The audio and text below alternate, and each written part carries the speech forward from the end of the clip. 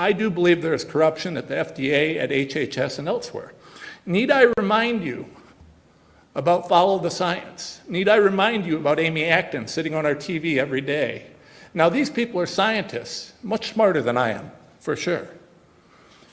But they told us we have to social distance because it'll keep us safe. Several years later, we find out that wasn't based on science. It was arbitrary. They told us that ivermectin is horse paste. It is. It's been used globally for years. It saved billions of lives. It's one of the safest things out there. Budesonide, as the good doctor testified, saved countless lives. These were things that doctors and patients found out early on in the pandemic. Things that could have saved lives, but we were prevented from doing so because the doctor-patient relationship is at the bottom of the list. It's not protected legally. That doctor has to get approval from the insurance company, from the regulator, and the hospital before he or she can even come close to deciding what they can do for their patient.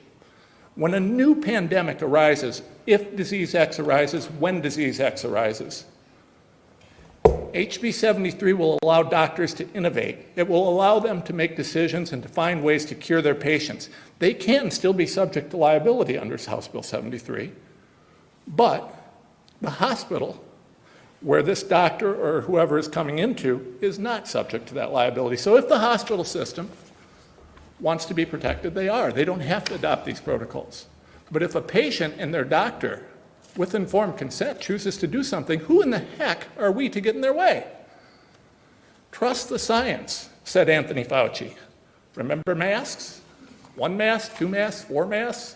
Maybe you put pantyhose over your head to keep the mask safe. Do y'all remember that? This wasn't science. This was corruption. It is corruption. People died because Fauci lied.